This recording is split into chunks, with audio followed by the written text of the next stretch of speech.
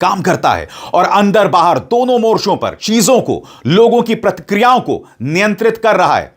सबसे अहम बात, अब तक सेना या सुरक्षा तंत्र में किसी बड़े पैमाने पर टूट या बगावत के संकेत नहीं मिले हैं, जो आमतौर पर किसी शासन के गिरने का पहला संकेत होता है। और सबसे बड़ी बात, ऑपोजिशन। देखिए, एक देश के अंदर अराजकता और बगावत कब मचती है? यह मत भूलिए कि ईरानी नेतृत्व ने ईरान के अंदर सैकड़ों लोगों को, जो वहां की व्यवस्था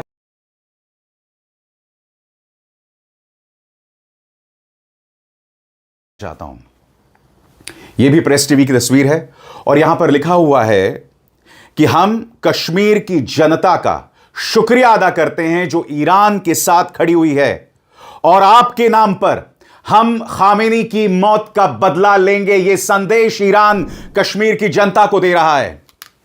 दोस्तों, आपको अंदाजा नहीं है, कश्मीर जो कि हमारा राज्य है, उसने भारत की कितनी बड़ी सेवा की है। क्योंकि जब खामेनी की मौत हो जाती है तो हमारे प्रधानमंत्री खामोश रहते हैं, जब कई बच्चे मारे जाते हैं तब भी हमारे प्रधानमंत्री खामोश होते हैं, मगर कश्मीर की जनता अपनी बालियां, अपना सोना, बेरोजगार, अपना पैसा सब दे रहे थे। और इसको लेकर मैं आपको रिपोर्ट भी दिखाने वाला हूं, मगर मैं अब आपको एक वीडियो दिखाना चाहता हूं और यह वीडियो अपने आप में बहुत खास है। यह वीडियो है उस मिसाइल लॉन्च का जिसमें लिखा हुआ है थैंक यू इंडिया, और साथ ही कश्मीर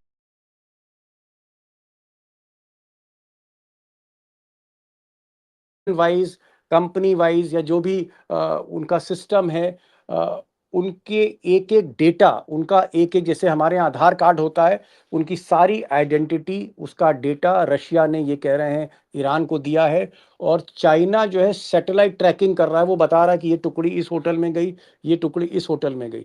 ये है, बिल्कुल, ये कहना चाह रहे हैं आप? हाँ बिल्कुल इसी तरह से। और ईरान की जो अपनी अपना जो उसका जो रॉ है, या उसकी जो अपनी स्पाई एजेंसी है, उसका भी एक नेटवर्क है बहुत अलग तरह का मिडिल ईस्ट में, जो जैसे कई यहूदी हैं जो ईरान के लिए काम करते हैं। अब आप जी, सरप्राइज एक और अमरीश भाई, अब बात निकली है तो मतलब एक बात का और जिक्र कर रहा हूँ, पता नहीं आप हमसे जानकारी शेयर करते हैं कि नहीं करते, क्योंकि जानकारियां आपके पास इंटेलिजेंसी बहुत रहती हैं। आप 50% बताते हैं, हमको ऐसा लगता है। चाइना 25% बताती है, आप 50% बताते हैं। मैं एक चीज ये जानना चाह रहा था, रास्ता फारस की खाड़ी यानी पर्शियन गल्फ और ओमान की खाड़ी यानी गल्फ ऑफ ओमान को जोड़ता है। अरब सागर तक जाने का यह एकमात्र समुद्री रास्ता है। खाड़ी के तेल को दुनिया तक पहुंचाने का भी यह एकमात्र गेटवे है। आसपास के देश मैप में आपको दिख रहे होंगे। स्ट्रेट का यह संकरा और समुद्री रास्ता करीब 32 किलोमीटर चौड़ा है।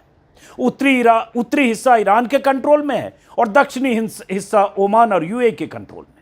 संकरा होने की वजह से यहां जहाजों के आने जाने के लिए 2-2 किलोमीटर की 2 लेन है, बीच में 2 किलोमीटर का बफर जोन है, यानी बहुत कंजेस्टेड चोक पॉइंट है। हर रोज इस रास्ते से लगभग 100 से 125 जहाज गुजरते हैं, कभी कम या ज्यादा भी होते हैं। इनमें 25 से 35 बड़े तेल टैंकर होते हैं, बाकी तमाम तरह के सामानों को ढोने वाले कार्गो शिप होते हैं।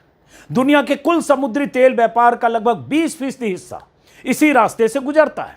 और सबसे खास बात यह है कि अंतर्राष्ट्रीय कानून के मुताबिक किसी भी देश का समुद्री के लिए, किसी भी देश पर बम बरसाने के लिए कैबिनेट की बैठक से साफ है कि युद्ध समाप्त करने को लेकर ट्रंप कतई जल्दी में नहीं नजर आते।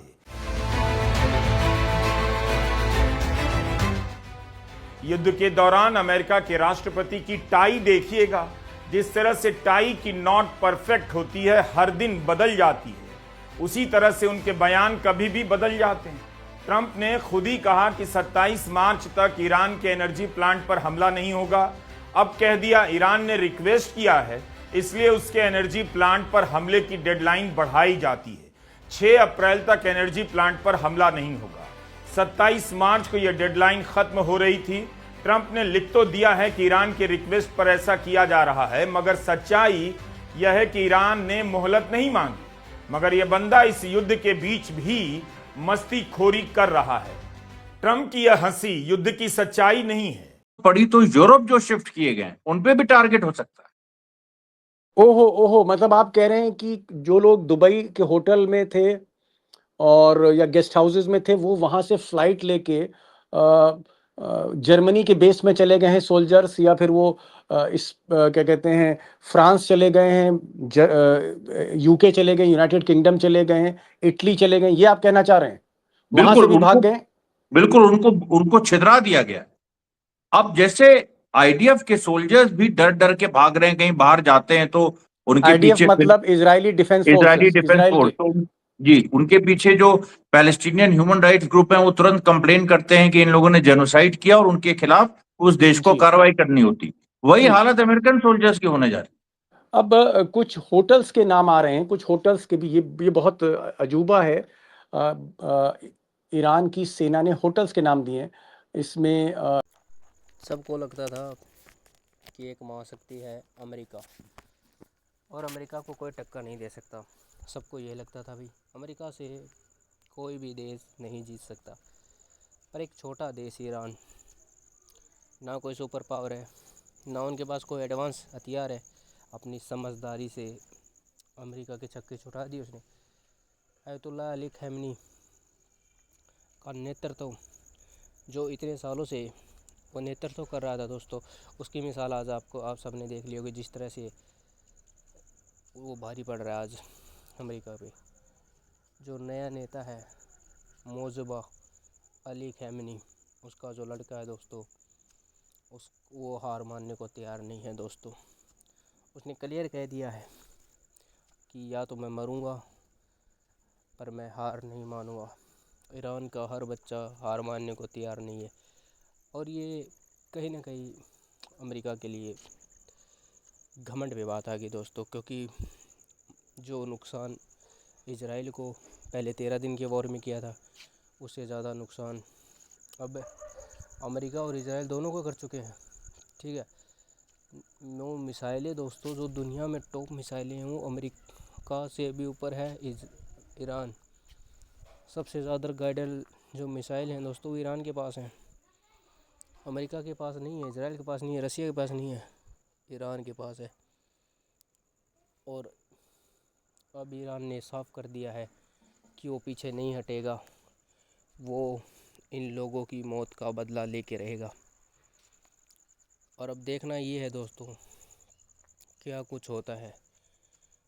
तो आप जितने भी लोग हैं, अगर आप चैनल को देख रहे हैं तो भाई कृपया करके हमारे चैनल को सपोर्ट कीजिए और चैनल को सब्सक्राइब कर लो, ताकि हमें मोटिवेशन मिलता रहे और हम ऐसे ही नई नई वीडियो आपके लिए लाते रहे। जय हिंद दोस्तों।